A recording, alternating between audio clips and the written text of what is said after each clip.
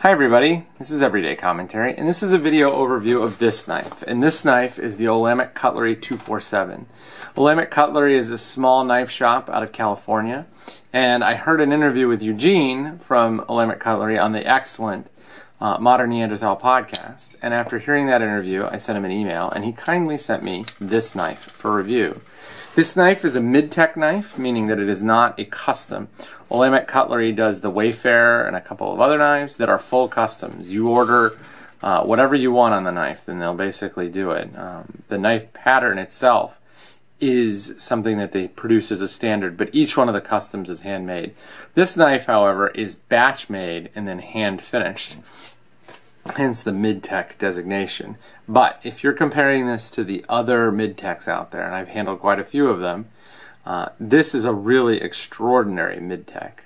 First of all, there's a lot of little individual little pieces that set it apart. First, there is this. As you can see, it's a copper anodized pivot, and all the screws are also copper anodized, so they match. The other thing that sets this apart is the flipping action is really, really good. There are a lot of knives that flip, okay, and then there are a few knives that flip really well. Then there are knives like this, and I can think of only a couple knives that flip better. A Shirogorov, I've handled a Shirogorov Neon, and that flipped better than this knife. And oddly enough, this little knife, Production Gemini from Kaiser Cutlery, it flips really, really well. I mean, it just fires out of there like a rocket. I would say, like if this is a 10, then this is like a 9. It's not that much different. I mean, if you look, you can see, you can do the pinky test. So it flips very, very well. The knife itself is rather big. I mean, this is a knife that weighs more than 5 ounces. I think, in fact, it weighs more than 6 ounces. In part, that's because this titanium that they use for the handle scales is super thick. And the other thing is, it's actually quite a big knife. I mean, so when you compare it to like the Gemini is much, much smaller, like pivot to pivot. It's just a smaller knife. The blade is 3.5 inches long, although it seems like it's a little bit longer. It has a very pronounced swedge. The grind lines are spectacular. The knife is razor sharp out of the box. It has a ricasso, so you can sharpen all the way to the edge. And though it has a cutout in the blade, to think of this knife as a knife that you can open with your thumb is kind of ridiculous. First of all, the detent is really hard. So in order to get this knife out, you have to put a lot of pressure on this. The second thing is, this knife has a chamfer all the way around the inside of the cutout on both sides, making it very difficult to get a purchase on. If you look at like the Spyderco cutouts, they're left rough on the inside so that your finger has some place to get. And compare this to something like the Benchmade Skirmish and the Mini Skirmish, where they chamfered the hole, and it's not a great knife to open with your hand. I like the lanyard hole here, the integrated lanyard hole. It looks really nice. And the lightning holes, while saving weight, they're not something I really care about one way or the other. One thing that I would point out if you're looking at this is this. Bing! Look at that. It's a floating backspacer. That's pretty awesome for a mid-tech. It's perfectly centered, as is the blade when this thing closes up. The lockup is phenomenal. I mean, there is no blade play on this thing any which way, one way or the other.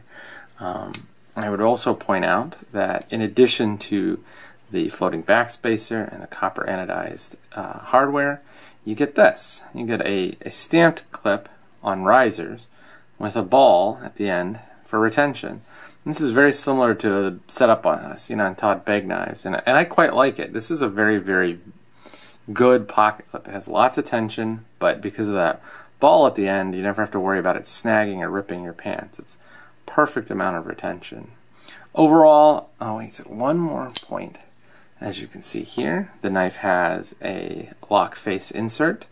I don't know why people think that's the world's greatest thing, but every knife seems to be doing it now.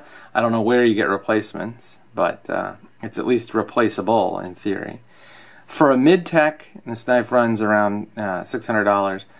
It's probably worth the $600 compared to what the other mid-techs are. I mean, the other mid-techs are basically these generic titanium frame lock knives with, some sort of 154 or CPM 154 steel, whereas in this knife you're getting, you know, a nice steel and L-Max. You're getting a real premium feel to it. It has a lot of nice touches that you don't find on those sort of generic mid-techs.